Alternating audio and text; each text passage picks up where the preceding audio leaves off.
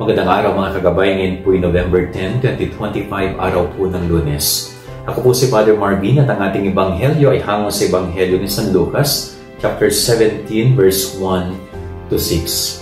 Ang ganda po ng ebanghelyo na ito, pinapaalala sa atin ng Panginoon na huwag nawa tayo yung maging reason kung saan ang ating kapwa ay matisod sa pagkakasala.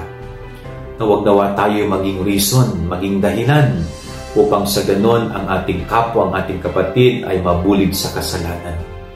Kaya napakasimple po ng aral, no? Tayo bilang mga tao, maging mabuting tagapag-akay nawa tayo sa ating kapwa. Nasikapin nating magawa ang ating misyon sa kanila, lalong-lalo na po yung mga napapariwara. Yan ang ating ebanghelyo ngayong araw na ito, yan ang ating gabay aral sa buong maghapon. God bless po sa inyong lahat, pagpalain kayo ng Panginoon.